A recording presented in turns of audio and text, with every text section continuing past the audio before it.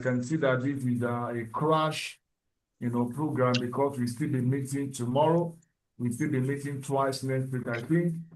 So let's give it all that we can to make sure that we get the best out of the class.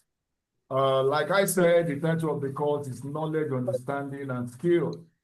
And if you look at the three components or the three concepts in this course, which is knowledge, understanding, and skill, you will see that it is progressive.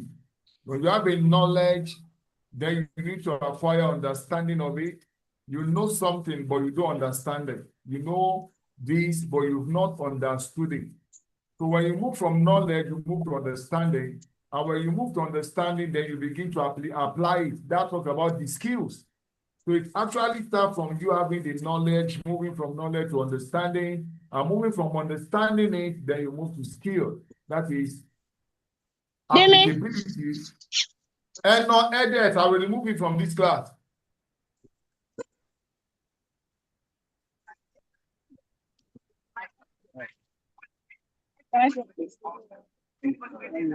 Who is this Eno?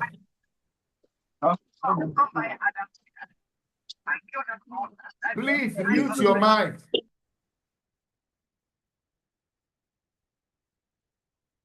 So like I said, when we are talking about knowledge, understanding, and skills, it is progressive in nature. When you have the knowledge, then you talk about the understanding. Then you talk about applicability or the practicality of that knowledge which you have understood.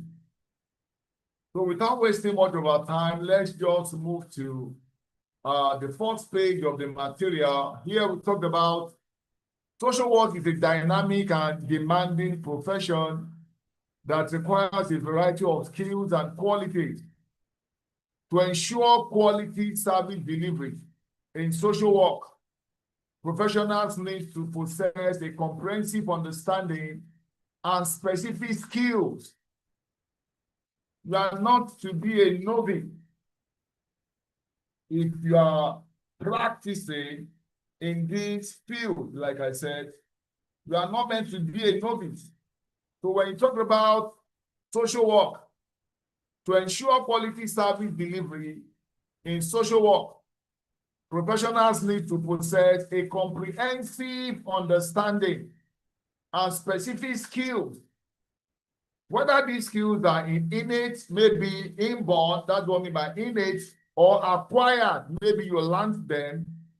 Success in the field requires social workers to continually develop them throughout the lifetime of their career. Whether these skills were learned or whether they were innate, inborn, you have to continue to develop them. And how do you continue to develop them? This is by giving yourself to learning and retraining and training and retraining. Because I'm telling you, the skills you think you have today were not there 5 years ago.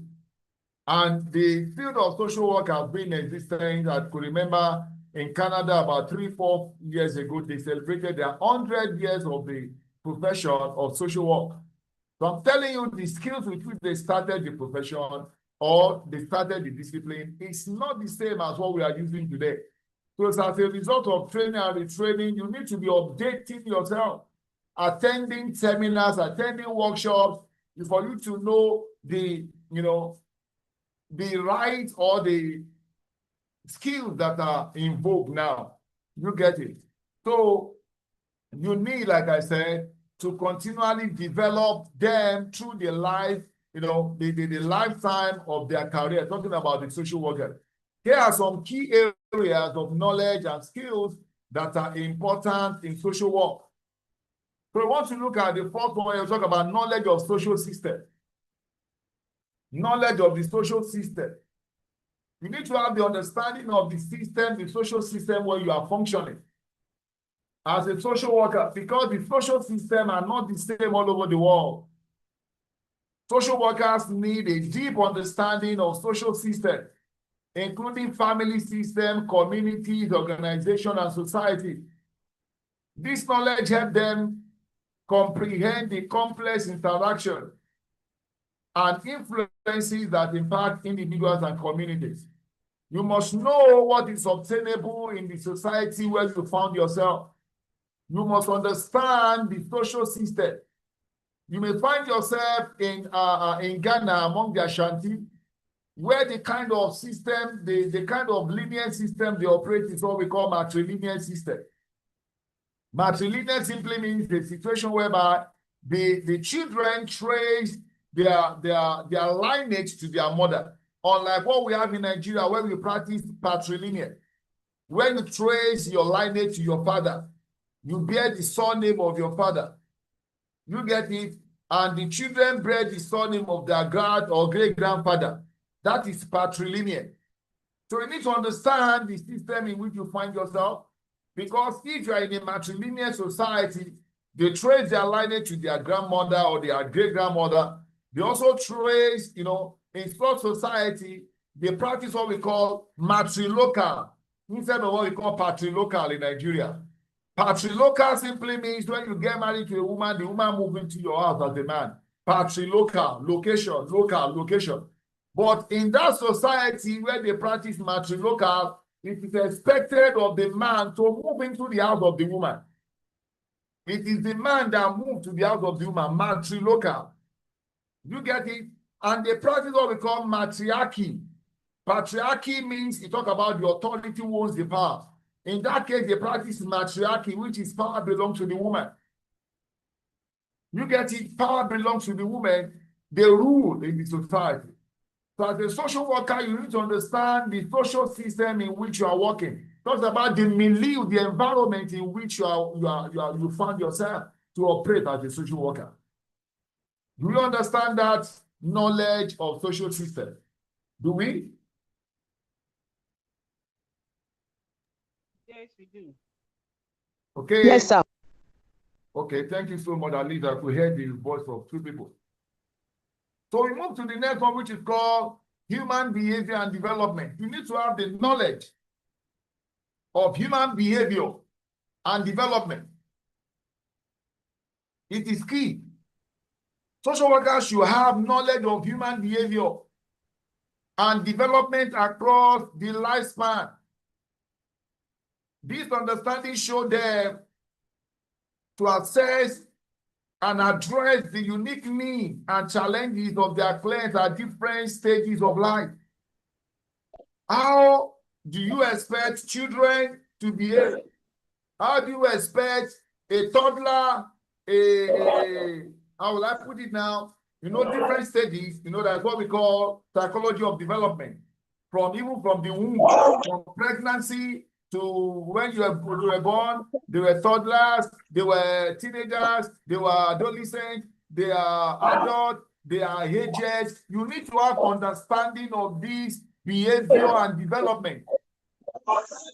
They don't behave the same way. By the time you are dealing with aged people, we discover that they have turned back to children. They are now children. So you should understand. Some of them, they are living with what we call dementia. They forget things easily. So you need to understand the different level of development. You need to understand it. As a social worker, you must know how a teenager, an adolescent, and an adult, aged people, you need to know how they behave. That's why we have old people's home.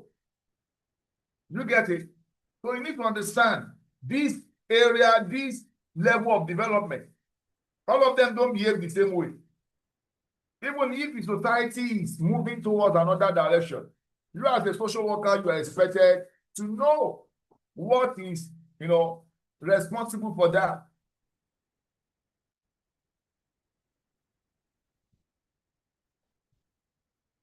The next one is social welfare policies and resources. You must have the knowledge of social welfare policies in order for you to assist your clients. Social workers need to be knowledgeable about the social welfare policies and available community resources. This knowledge enables them to advocate for their client and connect them with appropriate services and support. You must have it. If this is the problem of a client, a child that is being molested, you must know where to send that child to. You must know, that's what we call referral. You must know how to refer them and where to refer them to. So as a social worker, you must have the knowledge of all these agencies. You must have the knowledge of these resources that are available to your client. If it is a woman that is being battered by her husband, you must know where to direct them to. Don't say, and I don't know where to send it to now. Because as a social worker, you are not a policeman, you are not a law enforcement agent. But you can make the right referral. You can give your client the right referral where to go and when such case will be handled. So we talk about knowledge of social systems, human behavior and development, and we have also talked about social welfare policies and resources. Is there anyone we didn't understand so I can go back to it? Hello? Hello, sir. Is there anyone you didn't understand from the three? No, sir. We are with you, sir. Okay, thank you very much. I don't just want to continue moving without knowing if you are following or not. Okay, we are here. Okay, the next one is assessment and intervention skill. How to assess the case, how to intervene with their skills. Social workers need strong assessment skills to gather comprehensive information about their client's needs, their strength, and their circumstances. We must know what question to ask because you are doing assessment. It is the assessment that will determine the kind of intervention the person will need.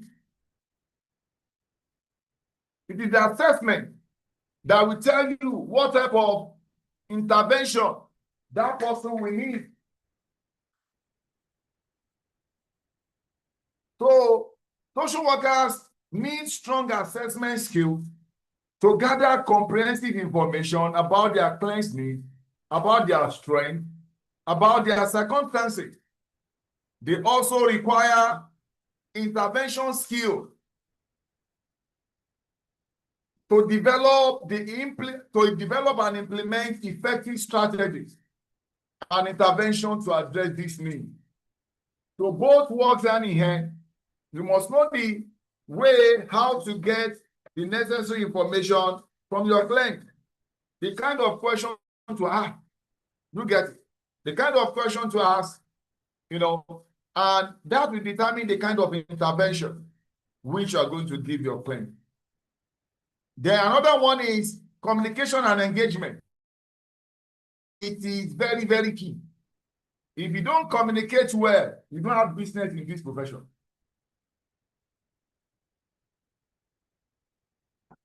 If you don't communicate well, you have no business in this profession. Communication and engagement. Effective communication skills are essential for social workers to build relationships with their clients, establish trust, and facilitate meaningful conversation. They should be able to listen actively, empathize, and convey information in a clear and respectful manner. Let me tell us here, social workers are not rude. Yeah. Even when your clients are talking, you allow them to talk. Because when you're talking about communication, it is between two. You must have a listening here as a social worker. You must have good listening here.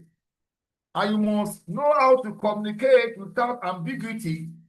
You must know how to communicate with your client. You must know their level. You must know, not that you are relating with a market woman who doesn't have secondary school, and you begin to speak your things, and logics. You are just talking to yourself.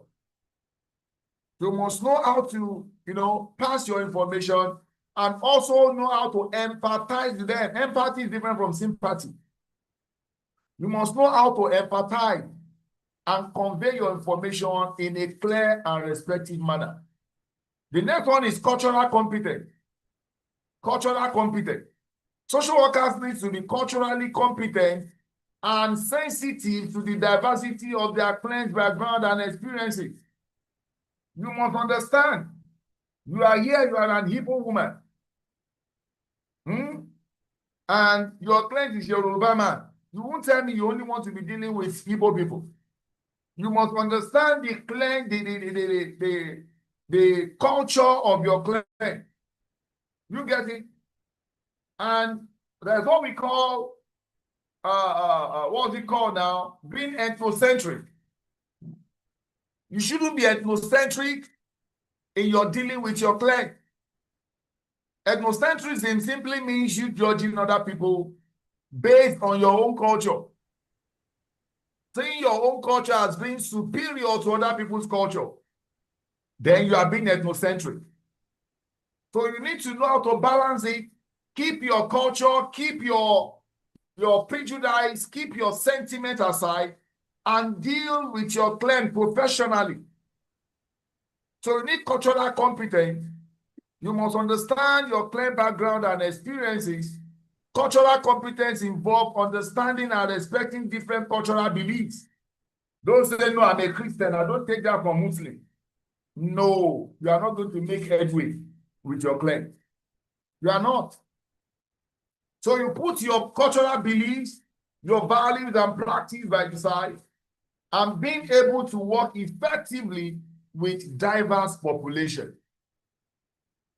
Do we understand that?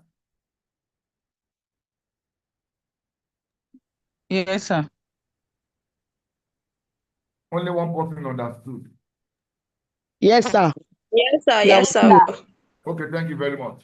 Then the next one is ethical practice. Ethical practice. Social workers must have a solid understanding of ethical principles and values. You must know what is permitted and what is not permitted in your profession. You must know what the Institute, Chartered Institute of Social Work stand for. As a social worker, you must understand. You must understand the ethical condition of your practice. Social workers must have a solid understanding of ethical principles and values. They should be able to navigate ethical dilemmas, maintain confidentiality, and adhere to professional codes of conduct.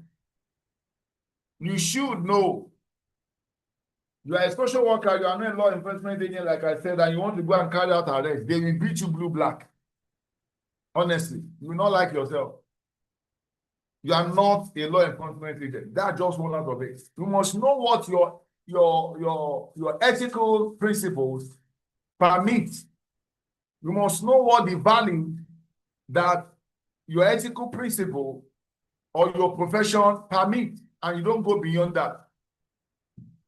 They should be able to navigate ethical dilemmas, maintain confidentiality. That is germane if you want to earn the trust of your client. Confidentiality is very, very important. Not that your client just discuss something with you, and the next friend, when you meet your friend, that is what you are using as an example. You know if that your friend knows the person and you know the problem is having. So you just have to maintain that high level of confidentiality and adhere to professional codes of conduct. Number 8, case management and advocacy. Case management and advocacy. Social workers often need to engage in case management activities. How do you manage your case? How do you manage your case? You get it. You must know. You must, not model everything together. Not mixing case one with case. You must know how to arrange your part. Social workers often need to engage in case management, including coordinating services, collaborating with other professionals, and advocating for their clients' rights and needs. You may need to collaborate with other professionals as a social worker, you may need the medical doctors. Maybe it has to do with the case of rape and blah, blah, blah, which you cannot verify by yourself. You may need to collaborate with psychologists. You know, you must know how to do that collaboration very well. And coordinate the services. You know where you come in, you know where other people will come in. Then you know how to, how to advocate. You talk about advocacy, you advocate for and you advocate against. You get it? Advocacy is in two ways. You advocate for and you advocate against. Against something that is not palatable, you advocate against it. Then if you want something to be done for your client, then you advocate for. You get it? Maybe you're advocating for, okay, you advocate against genital mutilation, something that is not, you don't want in the society. So what you do there is advocacy against. Maybe you want more women to participate in SYZ, then you advocate for. You get it? So we talk about case management and advocacy. Then the next one, we talk about crisis intervention and trauma-informed practice. Crisis intervention, we talk about intervention above there. But here we are looking at crisis intervention and trauma-informed practices or practice. Social workers should be equipped with skills to respond effectively in crisis situation. You respond, okay, like during COVID-19, you must know how to intervene, where to come in as a social worker, how to respond effectively in crisis situation without jeopardizing your own health. You get it? How to respond effectively in crisis situations and provide trauma-informed care. There are some people that are in trauma, so you know how to manage them, how to provide such care for those who are in trauma. Training in crisis intervention help them support individuals and communities during emergencies and traumatic events. The next one is reflective practice and self-care. Reflective practice and self-care. Being a social worker can be emotionally and mentally demanding.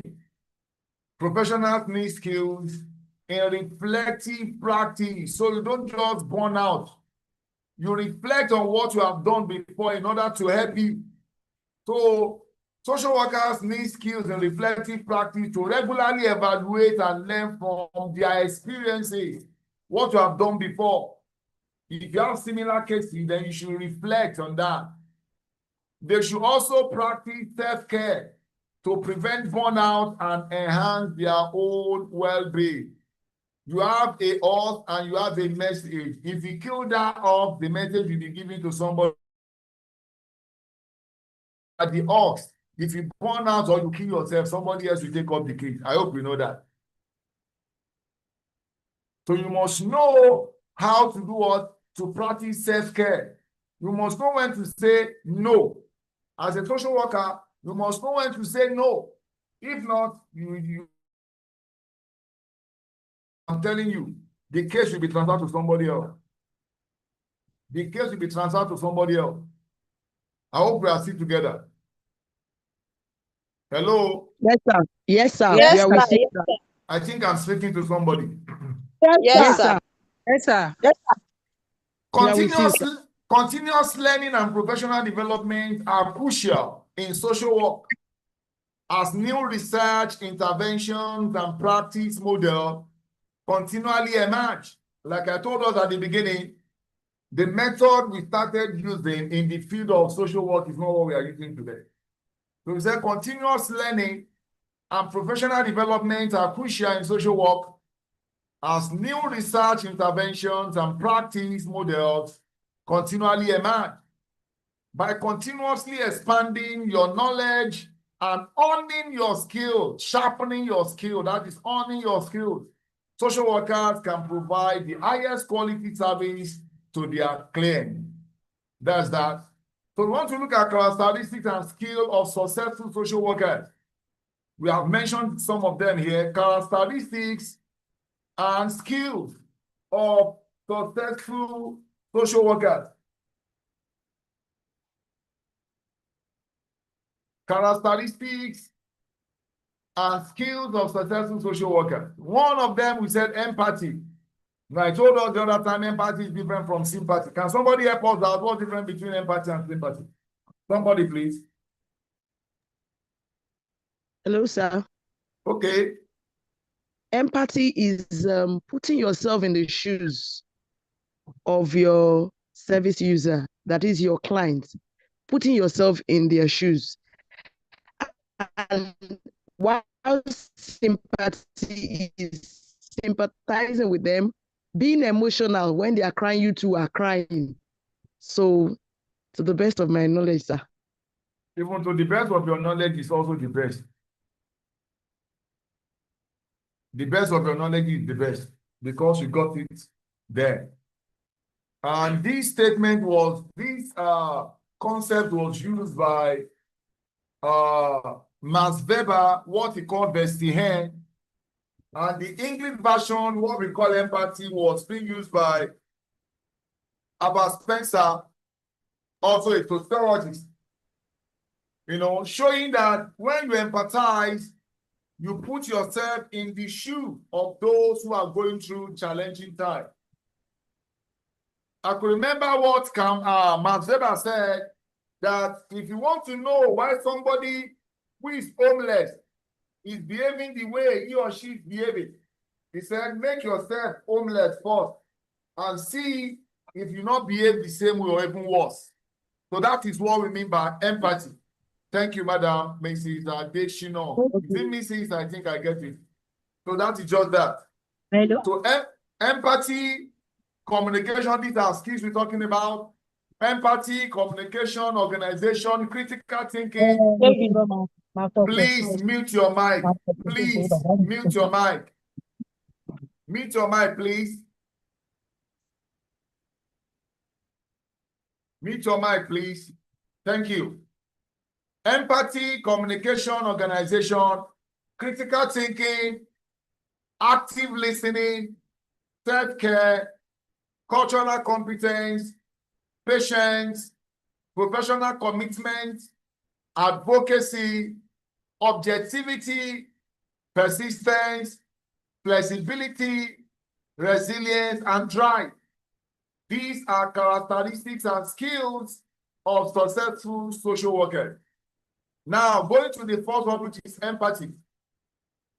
Empathy is the ability to identify with and understand another person's experience and point of view. National Association of Social Workers define it as the act of perceiving, understanding, and experiencing and responding to the emotional state and ideas of another person.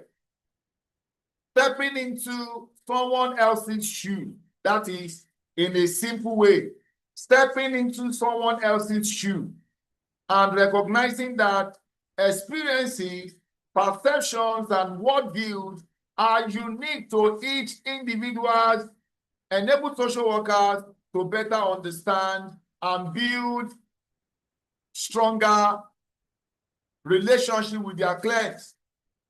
You must know that two people might be having the same problem, but their responses to it will be different. And don't say, but Mr. A has the same issue now, why is your own different? No, they are two different people and they have different experiences, so you cannot expect A to behave in the same way of B. You take individuals as they are. Because as you are there to provide succor to the challenging people. So you are not meant to compound it as a social worker. And you don't compare two people together. They are unique in their way, though they are having the same problem. They are unique. So don't compare them. After all, A did not behave this way. It is not part of social work. It is not part of social work. I hope I'm making sense. It is a vital skill, talking about empathy. It is a vital skill that helps social workers to determine a client's need based on his or our own unique experiences in order to efficiently provide services. Do we understand empathy? Yes, sir. Sir, yes, sir. Right on. Yes, sir. Yes, sir. Okay. Fire on. The next one is communication. You know, I said it the other time that it's a key skill that social workers must have: communication.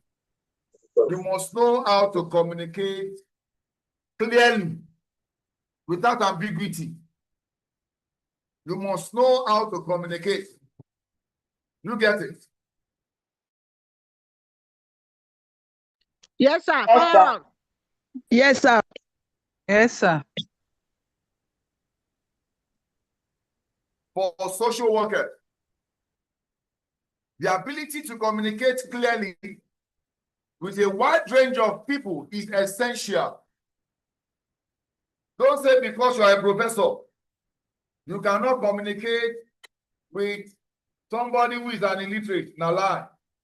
That is what makes you a good social worker.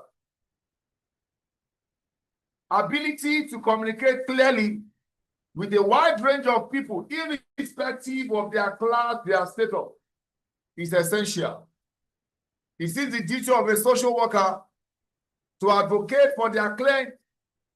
In order to do this, social workers must understand the client's needs.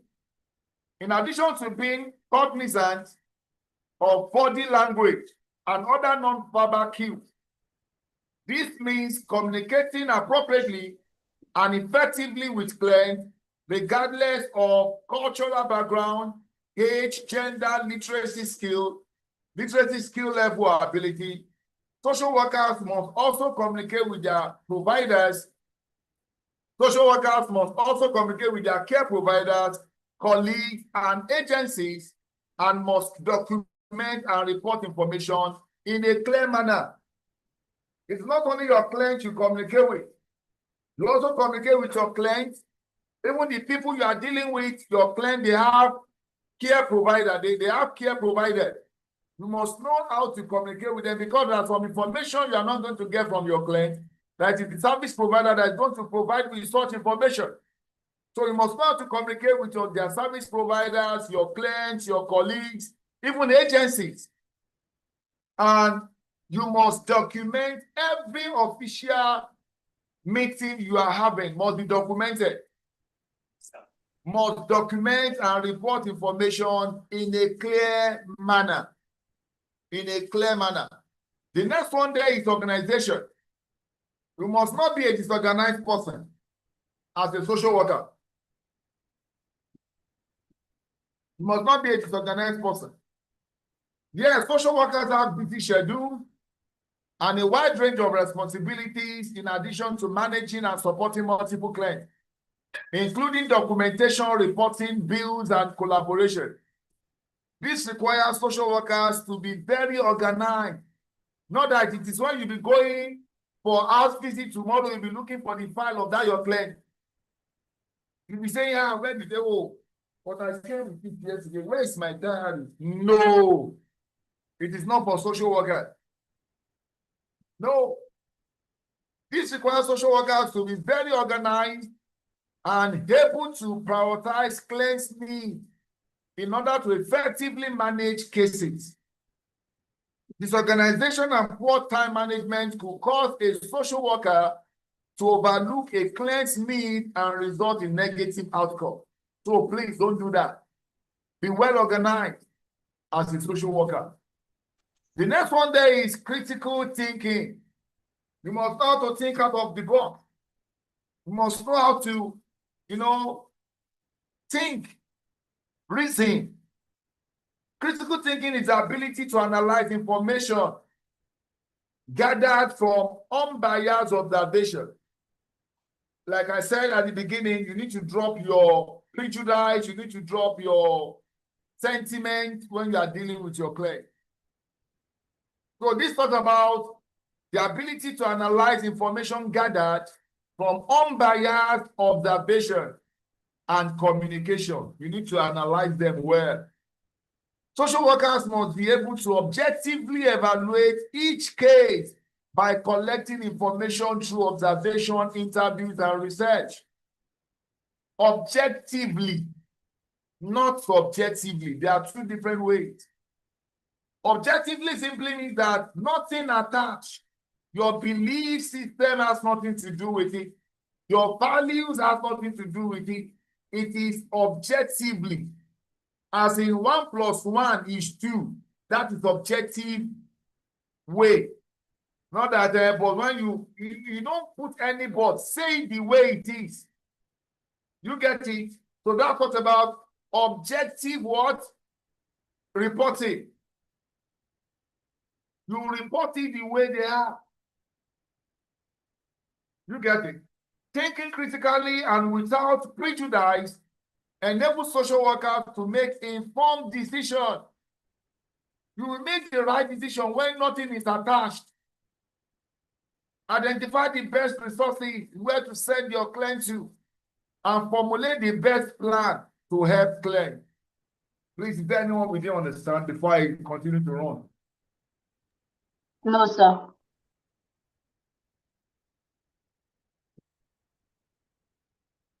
It was only Chinasa that talk. Yes, Any sir. other person? Okay, So we fine. understood you. Sir, we are please, listening. I need to know. We So I will not, understood you, sir. I will not just be running. You understand? No, no, I will not yeah, just be running. No, we are Okay, fine. hearing I'm you. with you, sir.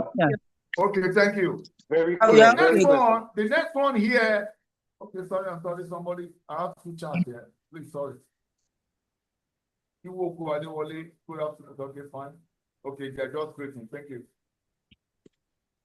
So the next one there is active listening. Please, you must know how to listen. Oh. Not that your patient is talking, or sorry, your client is talking, you are talking.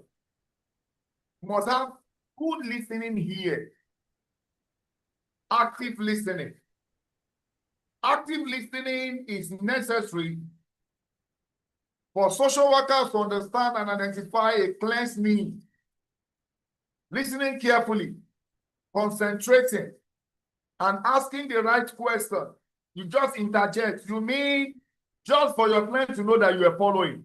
So you don't need to just keep quiet all through. You mean, is that so? Just little interjection. You get it? Listening carefully, concentrating, asking the right questions, and utilizing techniques such as paraphrasing or summarizing also helps social workers to engage and establish trust with clients. Number 6, self-care. You know, we mentioned it before now. Self-care. Social work can be demanding and emotionally stressful. So it is important to engage in activities that help you to maintain a healthy work-life balance. You must know how to maintain the two, the life and the healthy work, and the work you are doing, a healthy work-life balance. Work and life, you must know how to balance it. Self-care refers to practices that help to reduce stress and improve health and well-being. Engaging in these practices helps to prevent burnout and compassion fatigue. You know, compassion fatigue, you are being compassionate and you are killing yourself gradually. So if you utilize self-care very well, then it will take you of that compassion fatigue. Because you will not want to help other people and die. So leave compassion fatigue when you should know when to say no.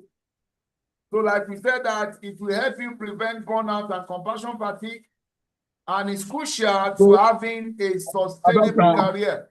105. Please mute your mic. Please mute your mic. Yusuf Kende. Mute your mic. Yusuf Kende. Oh my God.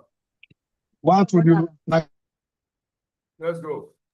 So we said it helps to prevent burnout and compassion fatigue, and it's crucial to having a sustainable career. By taking the time to care for themselves, social workers are better able to provide the best services for their client. Then the seventh one here is cultural competence. We've talked about it, cultural competence. You must understand the culture in which you found yourself. You know, like Yoruba man now, you will come in and prostrate and greet. People woman go say, no, we just enter. No go neither, no go say anything. You must understand people's culture and take them for what they are. That is not why they came to you. They came to you to find solutions to their problem, to their social problem. So don't compound it by saying, look at this one, you don't even have respect. See the way you are even starting your section. So you are not going to help yourself. Working effectively with clients from diverse backgrounds requires social workers to be respectful and responsive to cultural beliefs and practices. Social workers must be knowledgeable and respectful of their client's cultural background and must, as stated by National Association of Social Workers, examine their own cultural background and identities while seeking out the necessary knowledge, skills, and values that can enhance the delivery of their services to people with varying cultural experiences associated with their race, ethnicity, gender, class, sexual orientation, religion, age, and disability. If I want to ask you now, is it right for a social worker to attend to a transgender or a homosexual person? Madam Ruth, can you tell us? It's very right, sir. Why? It's part of our job, and we have to apply caution when we are dealing with them. It's not out of place to do that. Thank you very much. Especially, you know, you're in Nigeria. Or don't let me tell all of you are Nigerian because I don't know where you're joining the class from. Do you know, but you know, there are some countries that have even legalized all these that we are not accepting in Nigeria. You must have heard of a bishop or a pastor that was sentenced to some years imprisonment because he failed to wed two gays or two lesbians. Because in that country, it has been legalized. It is in their constitution. The constitution recognized them. So they are living Nigeria, and a lady and two ladies come to you and they say, we are husband and wife. You say, are you stupid? Your jail time will be very long ago. Because the country sees them as husband and wife. It's none of your business. They have told you they are homosexual. So attend to them and give them the service or the services they need from you. Do we understand that? So you must understand, you know, their sexual orientation, religion, age, or disability. Disability shouldn't stop you from attending to your client. Possessing a non-judgmental attitude and an appreciation for diversity and the value of individual differences enables social workers to provide clients with what they need. The next one there is patient. I don't know if there is any patient in the class anyway, but I'm not talking to you. The next one here is patient. Social workers encounter an array of circumstances and individuals in their work. It is important to have patience to walk through complex cases and with clients who need longer periods of time to make progress. Don't be in a haste. Don't discharge your client when you know that you are not done with them. You know those who need long time, you need to exercise patience with them. This empowers social workers to understand the client's situation and avoid hasty decision making and frustration that can lead to costly errors and poor outcome for the client. The next one is professional commitment. Professional commitment. Being successful in social work requires lifelong learning. You know, we have talked about that. I have learned, yes, I have PhD social work. I think that's okay. Now, lie. You must continue to update yourself. Even training, conferences, you get it. Being successful in social work requires lifelong learning. Social workers must have a professional commitment to social work values and ethics, and to continuously developing professional competence. This commitment is necessary for fulfilling the mission of social workers, that is, to enhance human well-being and help meet the basic human needs of all people. You can continue to do this by updating yourself, by knowing what is involved, the new way of doing things, even in the profession. Because nothing is fixed. Nothing is fixed. There are changes. Now AI is there. ChatGPT is there. You must update yourself. Don't be a novice. That's the point I'm making. So you must give yourself to training and retraining for you to remain relevant. Professional commitment will help you to remain relevant in your field of study or your profession as a social worker. Then the next one is advocacy. Okay, I think we're not done with that. We know. Okay. Let me take that again. To enhance human well-being and help meet the basic human needs of all people, with particular attention to the needs and empowerment of people who are vulnerable, oppressed, and living in poverty. That is mission of social worker. That is the mission of social worker. Now we move to advocacy. Social workers promote social justice and empower clients and communities through advocacy. Advocacy skills enable social workers to represent and argue for their clients and to connect them with needed resources and opportunities, especially when clients are vulnerable or unable to advocate for themselves. That talks about advocacy. The next one here is objectivity. You must be objective. This is where you don't allow your prejudice, your belief, your values to interfere with your judgment. Social workers witness the most vulnerable people in society requiring desperate help. However, while remaining empathetic, it is crucial to stay impartial. That is it, being objective, impartial, and make appropriate and informed decisions. That is what being objective is all about. That is what objectivity is all about. You are not meant to be partial. Call a spade a spade. That's it. Then the next one is number 12, which is persistence. Persistence. Serving people in complicated relationships and environment requires patience and persistence. Setbacks are inevitable. The persistent social worker remains focused, set an example, and tries alternative approaches.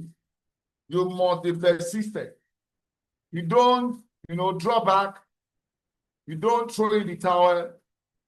You use alternative approaches. If this doesn't work, let's try option B, option C, and see if we can make headway. Then the next one is flexibility. The opposite of flexibility is rigidity. Rigidity. So we are talking about being flexible here. No 2 days are the same in social work.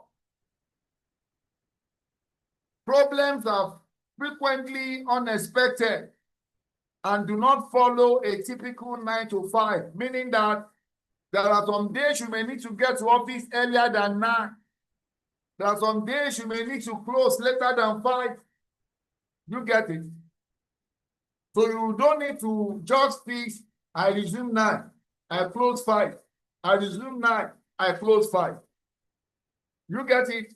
Solving difficult situations will often involve dealing with other agencies and supporting families in their need outside your regular hours. So please be flexible. It's part of the thing we need to know. Then the next one is resilience. Okay, is there anyone we didn't understand? I will just go in. Is there anyone we didn't understand? Anybody? No, sir. Okay. Go ahead, sir. Thank you. So the Okay, next one sir. is resilience. To avoid burnout, social workers will need to learn coping mechanisms and know when to say no. Have I mentioned that before? Sir. Yes, Have I please. men- No, sir. I've mentioned did. it, madam. Maybe you came Yes, late. you have mentioned it before. Self-care.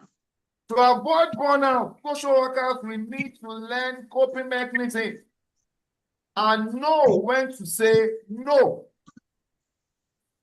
If you stop today, you will continue tomorrow. But if you die today, somebody else will continue tomorrow. Resilience helps to bounce back from challenging and emotionally draining days to face the next client and tomorrow.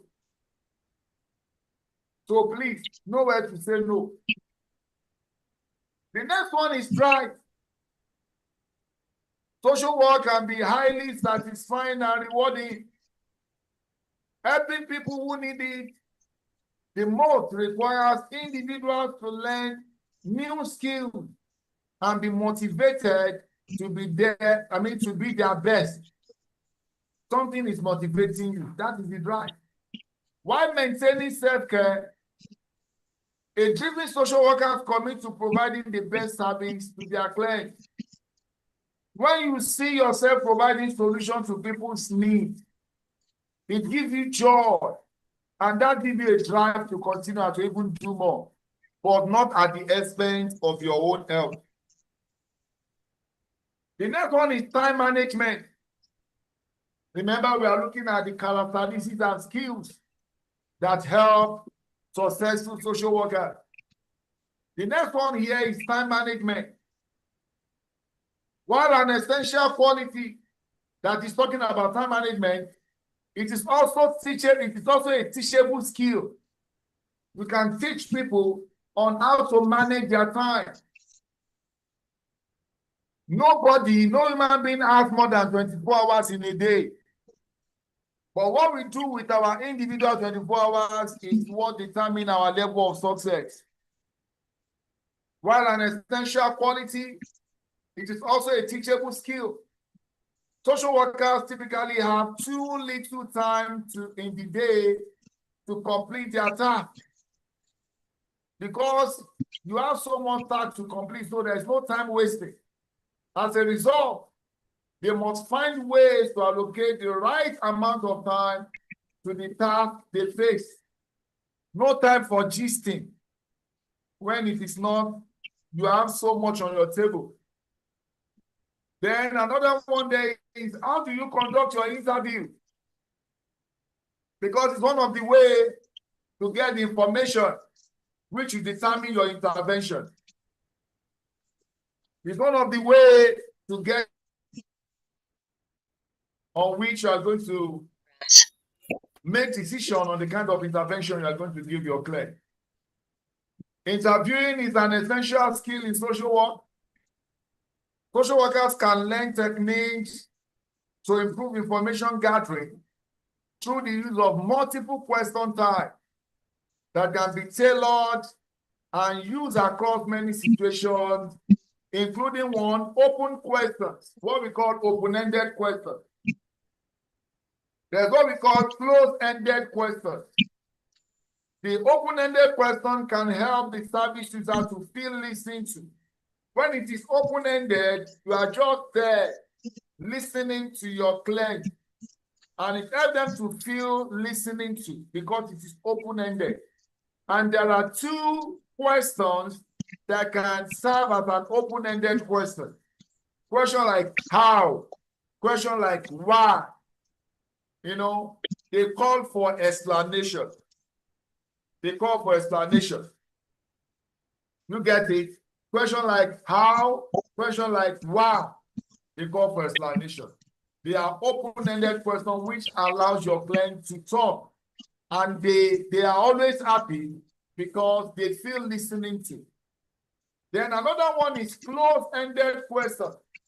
Those are the questions that provide answer. Yes, no. You get it? These are closed-ended questions. They don't give room for explanation. That's why we call them closed-ended, meaning that the alternatives your clients are going to provide are there already. If you have seen questionnaire before, a questionnaire contains two types of questions. We have open-ended questions and we have closed-ended questions. The open-ended question, that is where the respondent or those that will fill your questionnaire, they have time to write and write and write. But when you have the closed-ended question, the alternative, the options are there, and your respondent cannot go beyond the options you have provided. That is closed-ended question. The closed-ended question useful when only a short answer is required to confirm yes or no. That's a closed-ended question. Then we also have what we call indirect questions. It can be helpful to phrase questions as sentences, providing flexibility in the length or type of responses, just as indirect questions.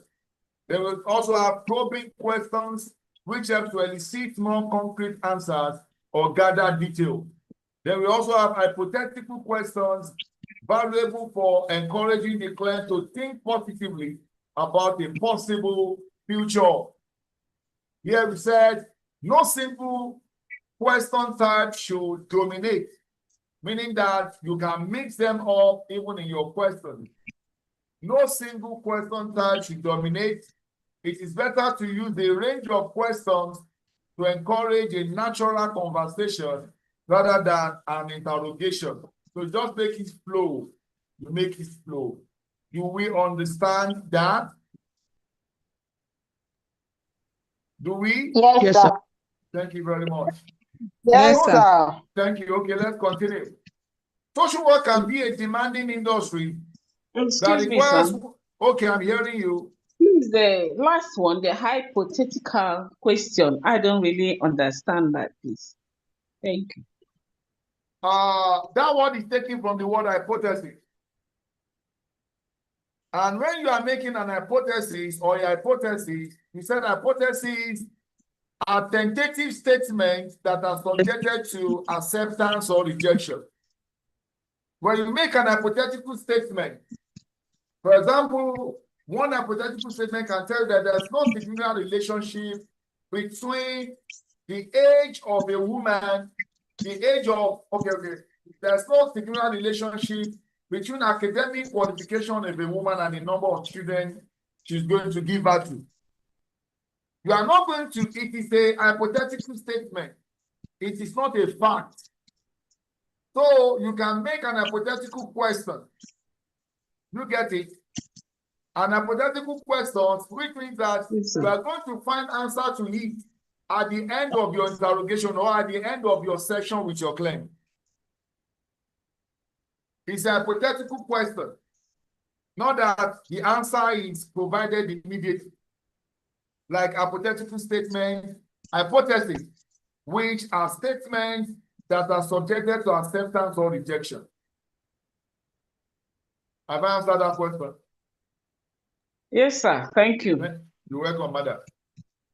So when you talk about social work, the social work can be a demanding industry that requires working with people with diverse needs. Individuals in this field must develop a unique skill set to excel in the workplace. Learning about this required skill can help you determine your social work abilities and areas that need improvement. Employment in the field is growing fast. We can look at United States Bureau of Labor Statistics predict job will grow 9% by 2031, faster than the average for all occupations. You can see the way Nigerians are jackpotting, because social work is the in thing. They said faster than any other occupation, that the job in social work will increase by 9% by 2031. By 2031, we are talking about in the next 6 years. In the next 6 years, about 74,700 openings for social workers are projected each year. Now say Nigeria, they jackpot.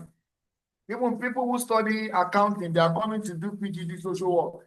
They don't want to leave our profession for there is God. Though. Okay, I've talked about somebody now. Somebody don't hear me. I'm speaking. Can you see? I don't eat somebody ad. I've eat you ad now. You can see people from different professions coming to social work, PGD social work, coming to join Chartered Institute of Social Worker of Nigeria. Blah, blah, blah. They don't put accounting by the side. Okay, please, this one they open door for us now. Look at it. About 24,700 openings for social workers are projected each year. On average, over the decade, social work skills include soft skills such as organization and communication and technical skills directly related to the job, like client evaluation. Social workers develop these skills through education, training, and experience. They should continually practice and improve their skills to keep up with job demand. Social work is a profession committed to helping individuals and communities work through challenges they encounter in everyday life. Social workers are employed in various settings to advocate for and improve lives. They may work with general populations or specialize in areas such as mental health, children, or veterans. Their roles can be very beneficial to others as well as for themselves. Social workers help individuals, families, and communities access valuable resources to improve their health and well-being. Depending on your social work specialty, you may have various responsibilities and work in different industries, such as education. We have school social workers, such as education, healthcare, and government.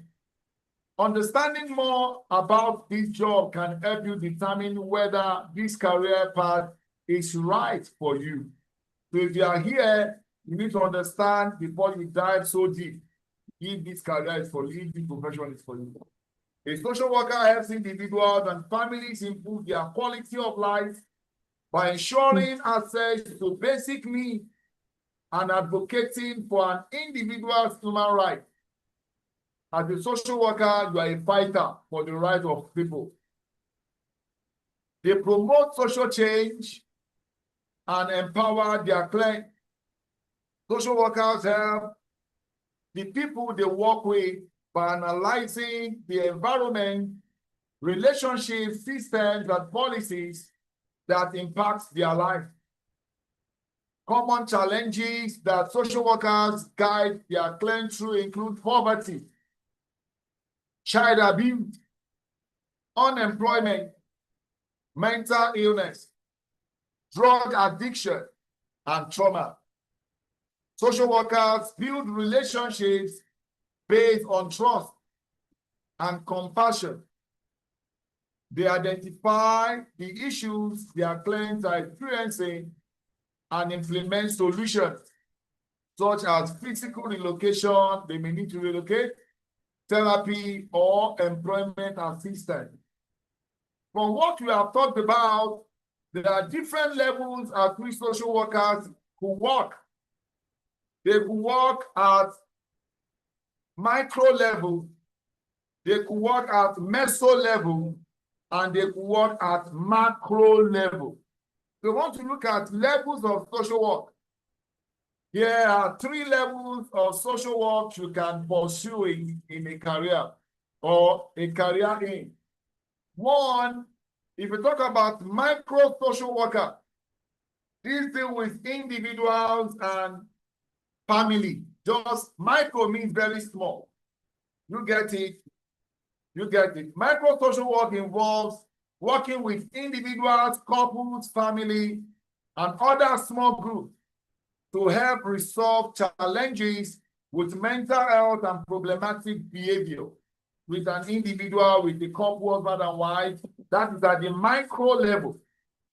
These social workers can work in an agency where a physician may observe their counseling section and prescribe medication to their client based on their situation and condition. Micro social workers may also establish their own private practice. Please, do we understand? We understood you, sir. Okay, madam. We are hearing you, sir. We heard you. So the We're next hearing. stage is meso social worker or meso social work. Meso means middle, dealing with individuals and small family groups. So when you come to meso level, we can see you working in an organization, in a company, in an industry. That is at the meso level. Maybe you are employed in a school, in a university, in a secondary school. That is at a meso level. Meso social work is done at the group level. These social workers usually conduct group section rather than individual counseling. Like working with family groups. This level uses a mixed method model, which means they use their social work and group skills in collaboration with their community work, administrative and evaluation ability. Usually, these individuals work in multiple projects simultaneously, requiring strong attention to detail and multitasking skills. This is at the meso level. Before I proceed, is there anyone who is working at the macro level in this class? Micro level. Anybody? Have you worked at the micro level before? As a social worker?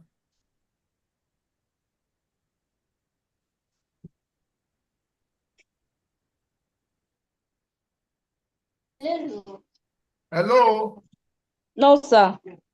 No, Does sir. that mean nobody in this class is a practicing social worker? Hello, sir. I'm a social I'm worker. hearing you. I work in a school and I work in in my area. So I don't know that is micro. I don't know. So Micro, yes. okay. If you So are I working in a school, if you are in a working in school a and in my school, community, yes, and in church also. As a social worker, I go to my community to volunteer, do a program for teenagers. So is that micro or I don't know? So madam, that's a meso.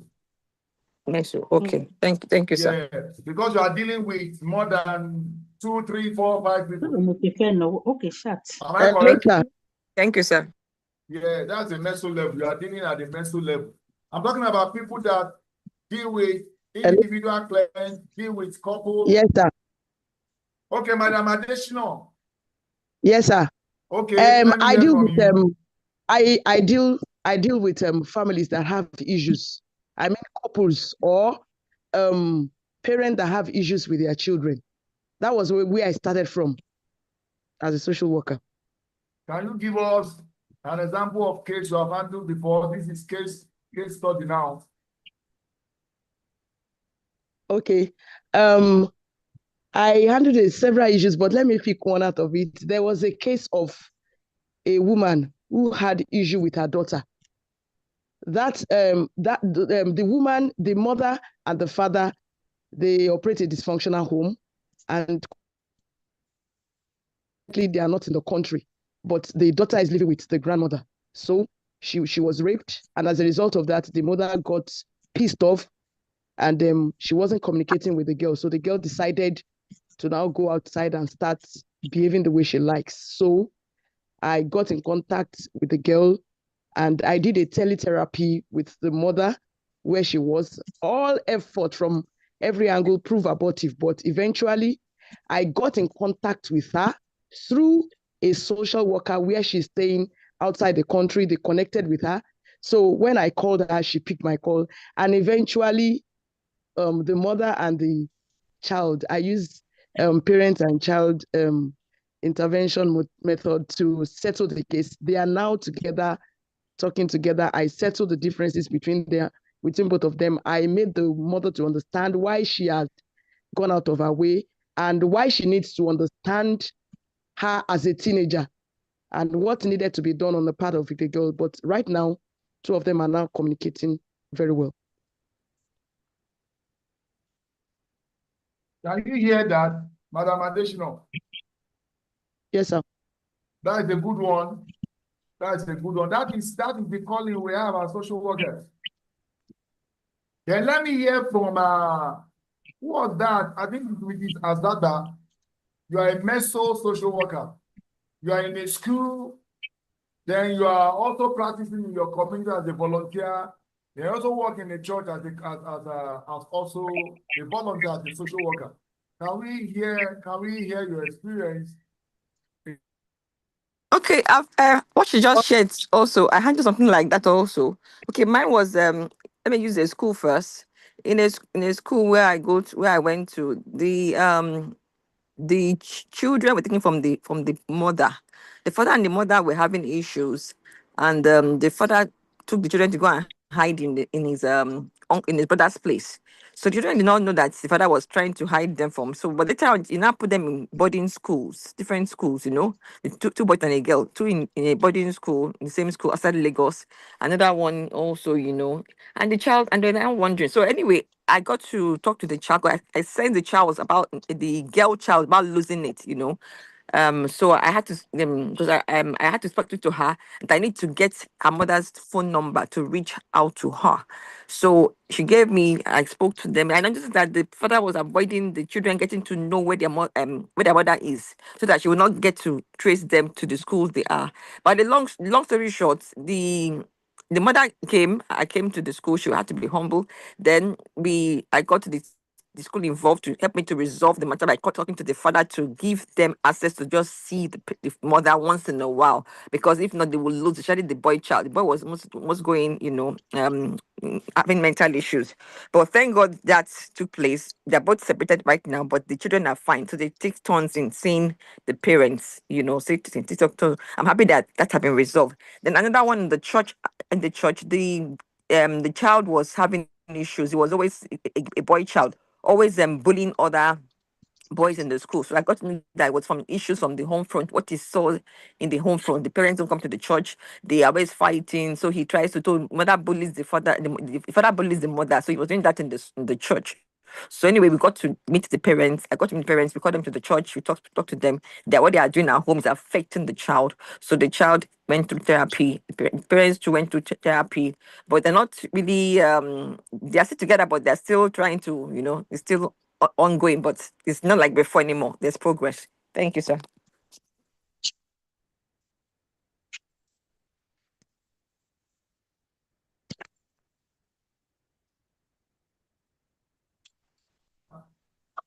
Are you working in that school as an employed social worker or just volunteer in that No, I'm a counselor and social worker.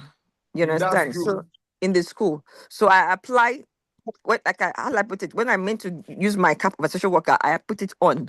When it's time for I put it so that, but they know me as both. But Okay, fine. but yes, thank you. Yeah. At that time that you address even students to maybe as a group or is there Yes, any time you are okay, fine. yes, I do Because that. that will actually bring out your role as a Social worker, yes. social worker, yes. Yes, sir. Yes, sir. Instead Yes, sir. of not always dealing with an individual, but bringing them together and Yes, have time. group therapy. Yes, we do that. I Exactly, do that. yes. Okay, Yeah, fine. yeah. That's a good one. Thank you very much. Thank you, sir. So the next one here is macro social work. This is when it has to do with policy formulation. This is where, as a social worker, you will need to deal with people who are making policy. This is where you come in as a social worker, that whatever change you want to make is meant for the generality of the people. Now you have left dealing with individual, you have left dealing with group, you are not dealing with the entire community. And whatever change or changes that will be made is going to affect the generality of society. So this is the level of macro social work. When social workers have a career at the macro level, they are working with the community, government, and other large client systems. Their focus is on community organization, administration, and policy management. Macro social work's main goal is to improve systemic challenges that impact large communities and cultures. So I think I believe we now understand the three levels of social work practice: the macro level, the meso level, and the macro level. Do we understand the three? Hello? Yes, sir. Yes, sir. Okay, I don't want to hear that. Yes, So sir. we want to move to the next one, which is, what does a social worker do? What does a social worker do? Because it is not all of us in this class are social workers. Maybe you just find yourself in this class, sir, you just want to see, okay, let me know what they are even doing, sir, before I will know if I will continue with it. So what does social workers do, or social worker do as a singular? Social workers assist people with a range of educational background, irrespective of your background: illiterate, literate, first degree, PSC, primary, secondary, anything. Social workers assist people with a range of educational background and socioeconomic status. Either you belong to upper class, lower class, middle class, even what we call the underclass. Social workers attend to people like that. Their focus is on they organize how a client's background can affect their mental and emotional well-being and response to treatment method. They recognize how one's background can affect their mental and economic well-being. Someone's economic background can affect the person's carriage, can affect the person's disposition in the society.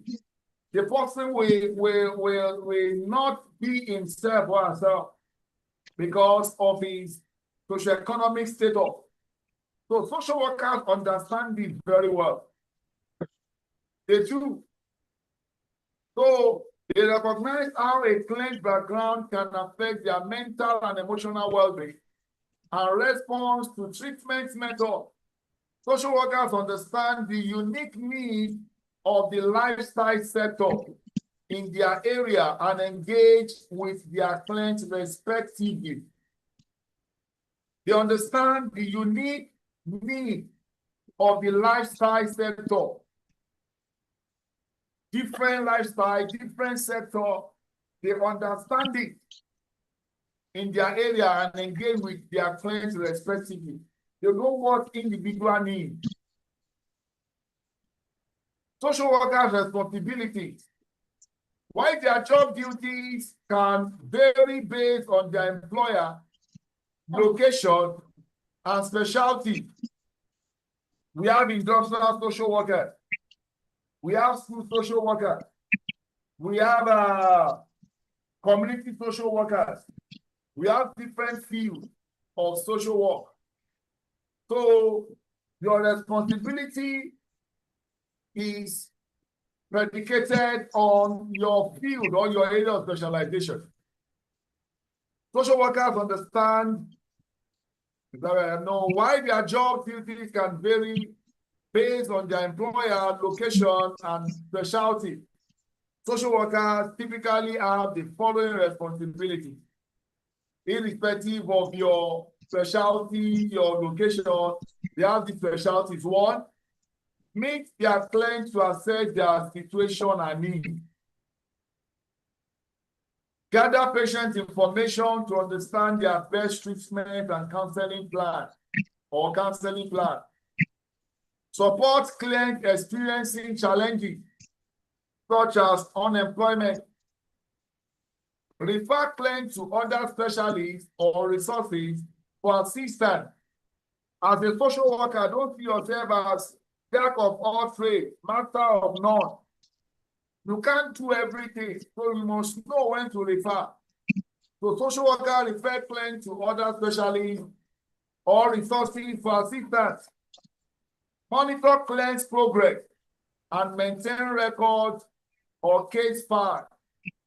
Maybe you have started an intervention method, so you must monitor the progress. You get it?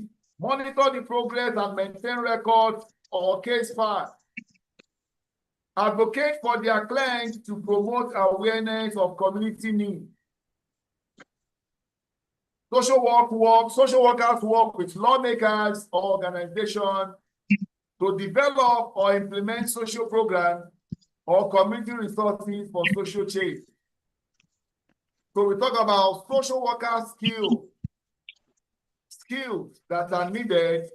Here are some skills you may find helpful to develop in this profession. 1, cultural competence, knowledge of mental health issues and cognitive development.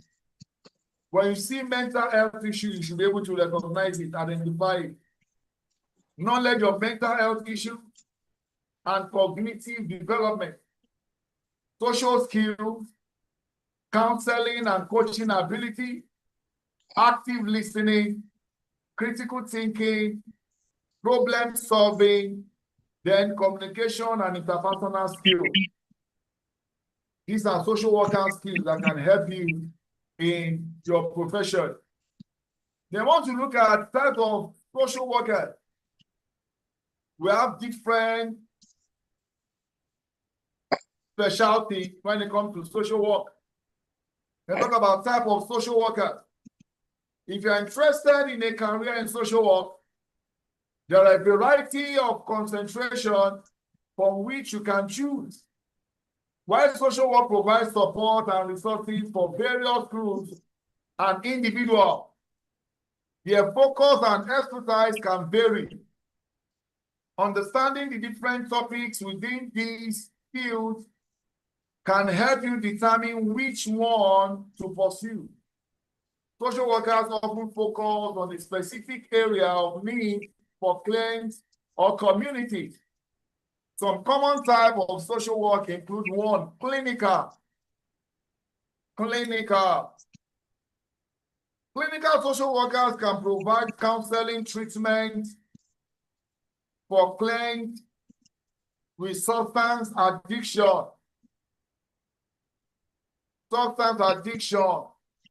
mental illness, and cognitive disabilities. You can see most of the clinical social workers are found in, let's say, psychiatric hospital. You get it? People with substance addiction, mental illness, cognitive disability. They perform assessment, diagnosis, and treatment while recommending prevention suggestions to their clients. A clinical social worker can work one-on-one with a group or with family or families. They can also work in various settings, such as private or mental health facilities. That was about clinical social worker. Because somebody is going to ask me what's the difference between clinical social worker and medical social worker.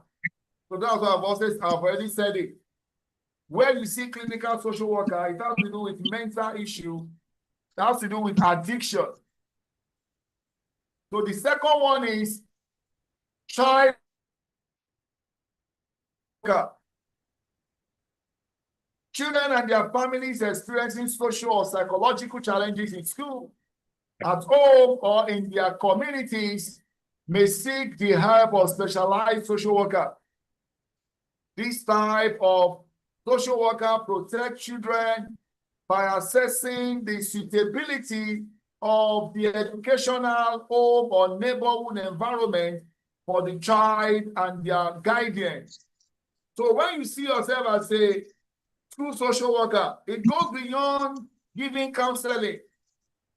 You may need to know why a student has dropped in academics. It might not be as a result of the child not concentrating. You may need to know what is happening at home, what is happening in the community. You go beyond the four walls of the school. Then you should know when a child, only that in Nigeria we've not got into that level. You should know when a child should be taken away from the parent and put such child in a foster care.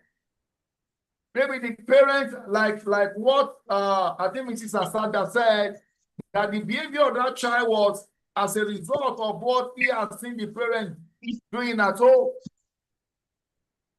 You get it? They work with families and school staff to resolve issues and focus on child welfare or protection. Child and family social workers place children in foster care when necessary. They will know when to return the child to the parent when the parent's head has come down. You get it? Child and family social workers place children in foster care when necessary, monitor their well-being, and assist adults with adopting or becoming foster parents. If you want to adopt, it is the responsibility of social workers to be involved. Yes, it is the responsibility of social workers to be involved in that when you're talking about child adoption. They can work for schools, government entities, and foster care agencies. Do we understand? Yes, Yes, sir. sir. Yes, sir. It's like this class is not gender sensitive. If you're a male in this class, We if you're a male understand, in this sir. class, no, I It got your is, point, sir. Nwabueze. I got your point. We understand, sir. I understand you. I got your point. I got your point. My question is like, this class is not gender sensitive. Is it true? The men are not responding. I'm They here. are not I am here. responding. We are It's here, only sir. man. We are here, It's sir. only one man We that have is them. They here. are not just talking. They are They not are just there, they are not talking. talking. I They have are been there. listening actively. I have been listening actively since the Okay. beginning of the Okay, you Okay. have been listening. I love that, but you have not been talking. You have allowed Okoro the is women Yes, to cover I your am. voice. I am enjoying the lecture, and I Can prefer you? to listen. Okay, no problem. Thank you, Mr. Jerry. I really appreciate that. You're Thank welcome, you very sir. much. So the next one here is medical and public health social worker. You Okay. can see, say we cover so many ground. You know, we've explained clinical, and now let's look at medical social workers. Individuals with health conditions or chronic illness can work with a medical social worker to navigate medical challenges. The social worker assists by providing coping mechanisms, counseling, and medical referral to the patient and their family. They also help patients see public resources and coordinate healthcare services. A public health social worker may also strive to limit the spread of diseases and help communities overcome widespread Diseases. for hospitals, government agencies, and healthcare providers. We move straight to mental health and substance abuse. Like we said, this is also being covered by clinical social workers.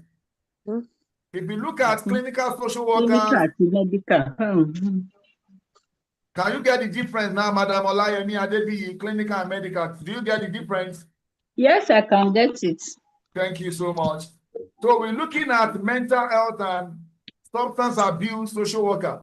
I said this is also similar or the same with clinical social worker.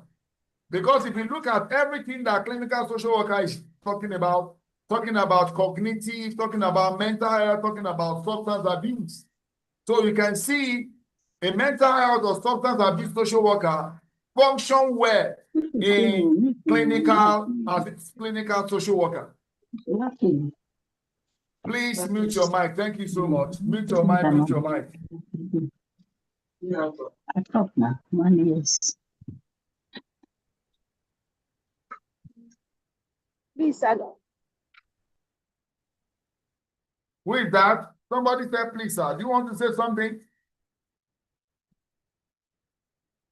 Hello? That means I can fire on. Thank you. So we talk about mental health and abuse and substance abuse social worker. Hello, sir. Okay, I'm hearing you, Madam Olayemi. Okay, what I want to say is that even while as a social worker in the medical setup, that is in the hospital, there's Yes, possibility for you to also relate with individual or with family, even on the hospital bed. Yes, now. So Yeah. that's what I want to. That's what I want to point out. Yes, you can as well do that.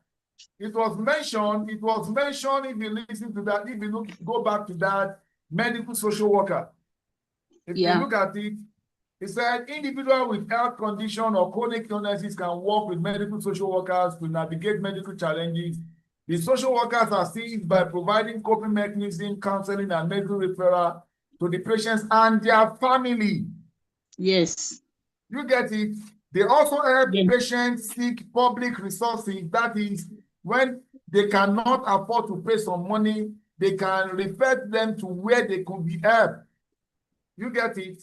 So what I'm trying to say is that apart from solving the medical condition, apart from solving the problem of the medical condition, there's possibility to also go into social casework that needs the family to be around. It might even, the medical condition can be as a result of problem from the family. Maybe the wife is fighting, or the wife has taken her things away from the home and the man just suddenly fell ill. So somebody starts solving the problem medically. You also try to solve the problem, bring the family together. That is just it. You are in the right direction anyway. Because what actually led to that medical condition was as a result of domestic or family issue. You get it? I understand that. Yes, sir. So social worker, yeah, that is coming in that area too. I mean, by trying to, counsel the wife and counsel the husband and wife together. Thank you for that. So we move to mental health and substance abuse, like I said, is similar to what the clinical social worker is doing. These social workers coordinate and provide therapy, rehabilitation, and counseling to patients with addiction or mental health challenges. They help patients find affordable rehabilitation center and counseling programs, because not all that we have in clinical issue or as a clinical social worker that we need rehabilitation. You get it? You may have somebody there like a child who is autistic. You get it? So they may need, so that is another angle. So that's why we have clinical separately, and we also have substance abuse separately. So by that, a social worker, a substance abuse social worker can as well help in the area of looking for the best rehab for such person. When you talk about rehabilitation, there's also need for reintegration. For every rehabilitation, there will be need for what? Reintegration. There will be need for reintegration. So mental health and substance abuse social workers also handle outreach and preventive program to locate individuals in need and provide timely care. Mental health and abuse and substance abuse social workers may work for hospitals, residential treatment facilities, community organizations, and government agencies. We can as well have community social workers.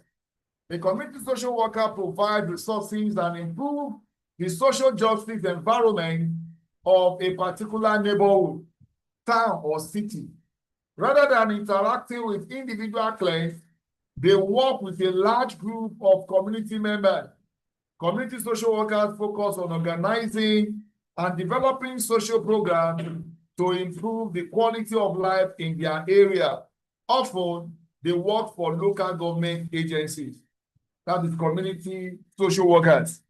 You see many of them in local government, managing the desk of social welfare and the likes. Even in states, we have them there. Then we talk about military.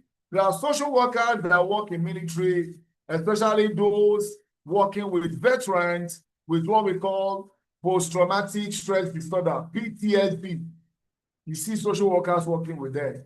Military service members and their families face unique challenges before, during, and after their military service and can seek the assistance of a military social worker who understands their needs. These social workers assess the well-being of service members, identify post-traumatic stress disorder, PTSD, and recommend treatment plans. They also help families cope with their relative deployment or injuries during services. Injury from serving. Military social workers commonly work for the government, but they can also work in the private sector for health centers that frequently serve military members. They want to look at requirements for becoming a social worker. What are the requirements for becoming a social worker? Social workers complete specialized education and training to enter the field. Here are some requirements to become a social worker. Here are some requirements to become a social worker. Most social workers earn a Bachelor of Social Work at a minimum. A bachelor's degree in social work typically takes 4 years to complete. During an undergraduate social work program, you take courses in various areas, including human behavior, social welfare policy, research method, case management, and ethics. Because as an undergraduate student, you are a general practitioner, meaning that you learn everything, you learn a bit of everything. That is, as an undergraduate, even not limited to social work, there's no field you get into, you are going to be a generalist at the beginning. That is, you will know a bit of everything. Even if you are studying medicine, you will learn every aspect of medicine. If you enter for MBBS as a student, you'll be posted to virtually every field, every area, and for you to have idea of everything. It's when you now go back for your master's, you now specialize. When you go for housemanship as a medical doctor, then you now specialize. So most social workers then a Bachelor of Social Work at a minimum. A bachelor's degree in social work typically takes 4 years to complete. During an undergraduate social work program, you take courses in various areas, including human behavior, social welfare policy, research method, case management, and ethics. Most bachelor's degree programs require completing an internship or field work to graduate, while you can find entry-level jobs with a bachelor's degree. Many social workers earn a Master of Social Work, MSW, or MSc Social Work degree from a program accredited by the Council of Social Work of Education. In some states, earning your MSW degree is a requirement to become licensed. Although in Nigeria now, with your BSc and some years of experience, you can get your license, under Chartered Institute of Social Work Practitioners of Nigeria. But in some states, for you to be licensed, even with your years of experience, you must have your master's, MSc or MSW, to be licensed. And having this master's degree can also help you expand your job search. A graduate program typically takes 2 years to complete and involve a combination of casework and a supervised field training. That's when you come in for your master graduate program. That's when you come in as a graduate. That's MSc. Typically takes 2 years to complete and involves a combination of casework, coursework, and supervised field training. Other degrees for social work include doctorate in social work, DSW, We have this with the Institute, with Chartered Institute of Social Work Practitioners of Nigeria, DSW, and we also have PhD. We'll get it. These are other degrees you can acquire under education. You know, we said requirement for becoming a social worker. And the first one here we talk about education. You can acquire BSc, MSc. We also have people who are coming in for PGD in social work, for them to move from one field to another to the field of social work. You know, we also have what we call auxiliary social work program. You know, we have auxiliary social work program. Now, another thing here is what we call training. Training. You know, you've gotten your degree, you've gotten your BSc, but you still need training, which has to do with the practical aspect. You know, this is where you talk about the using the theoretical knowledge you have acquired in the 4 walls of university and see how you can now handle practical issues. Many employers prefer to hire social workers with work experience. This reminds me when I finished my master's degree and I met a friend of mine who was already working with the bank. And I said, my friend, please, this is my CV. You know, I was basking, MSc. And when the guy collected my CV, he said, Oga, your CV is still a virgin. Meaning what? Just the acquired degree, you don't get experience. So as you can see here, many employers prefer to hire social workers with work experience. After graduating with a social work degree, you can complete training such as internship or supervised clinical experience. During this training, you may work under the supervision of a licensed or experienced social worker. You can use this training to apply your classroom knowledge in a practical environment and develop valuable skills to prepare you for a career in social work. Do we understand that? Hello, do we understand that? Yes, sir. Okay. So the next one is licensure. That is getting your license. Getting your license. We have so many people out there. They have BSc, MSc, but they are not licensed. You know, in some profession, if you don't have license, you cannot practice. And I see social work coming to that level in Nigeria. Without your license, you cannot practice. And if you misbehave in your profession, they seize your license. They withdraw your license. So talk about licensure here. Licensing requirement for social workers vary by state. Check with your state. We know what it takes in Nigeria now because we have the C-ISOWN as the sole body that give license to social workers. And you have to be renewing your license for now every 2 years if you are a licensed social worker. I don't believe anybody in this place is a licensed social worker, except myself. Check with your state. Check with your state to determine the education, training, and examination requirement for licensure.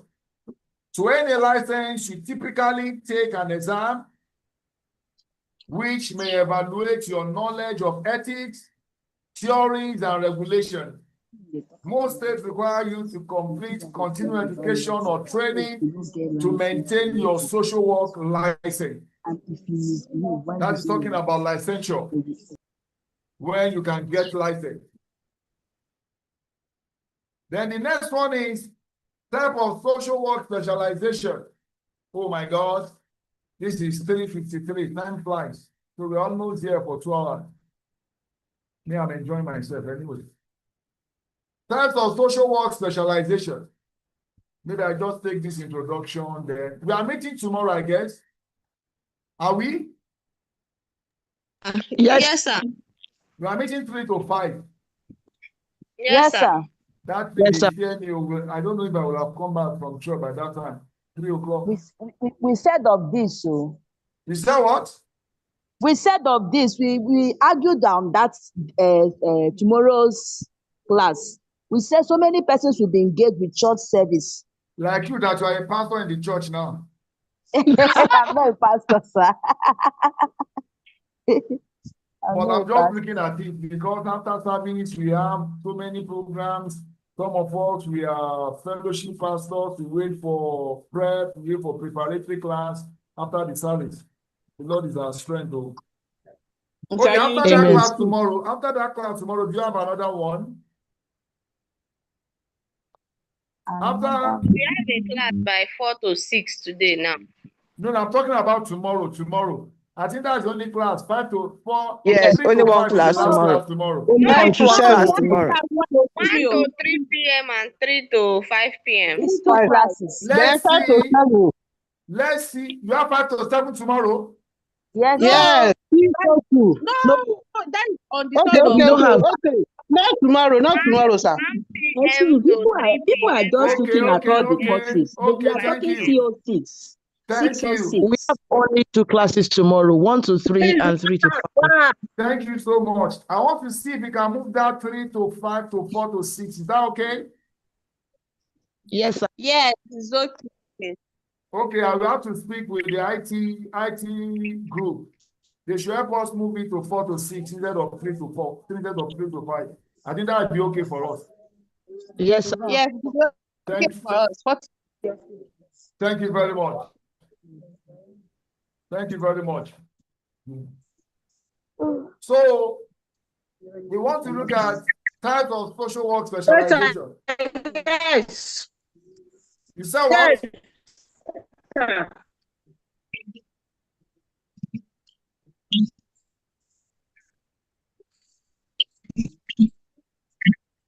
Hello? Are we together? yes, sir. Okay. We are looking at types of social work specialization. Pursuing a social work specialization may benefit you by helping you qualify for a particular professional role and by developing your expertise regarding a specific population or topic. This can help you serve your community by providing you with in-depth knowledge and experience in handling a particular aspect of social work and encouraging you to develop skills relevant to your concentration. Employers may prefer candidates with background in a specific aspect. That is talking about specialization now. You may claim to be an industrial social worker, and what they are looking for is community social worker. So this will help the employer, to prefer, employer may prefer candidate with a background in a specific aspect of this field. So focusing on a single group or topic may improve your prospect of becoming employed. If you are interested in pursuing a career as a social worker, there are a variety of specialization you can choose from today. From here, I draw the curtain. We continue from public welfare tomorrow. Is there anybody with any question before I draw the curtain?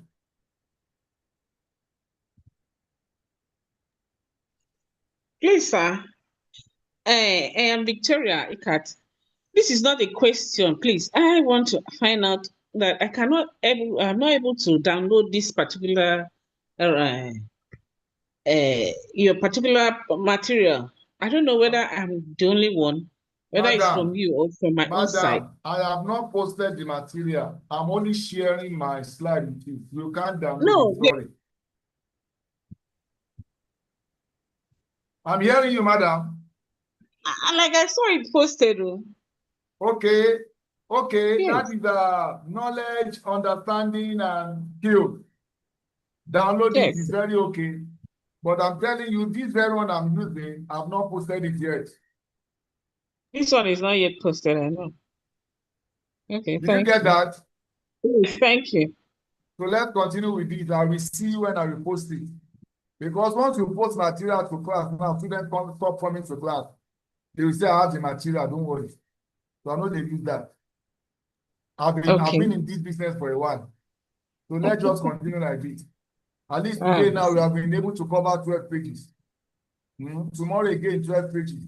And the material is just, I think it's about 37 pages. If you can go at this speed tomorrow and go at this speed next week, we may finish the whole material in 3 classes. Let's just hope that we will be able to move at the same speed. Tiwoku Adewale, you raise up your hand. I'm hearing. Tiwoku Adewale. Is that Adewale Ade what? But you raise up your hand. What's your comment or what's your question I'm hearing? Hello? Tiwoku Adewale. Are you still with us? Are you still with us? You raise up your hand now. Unmute and speak.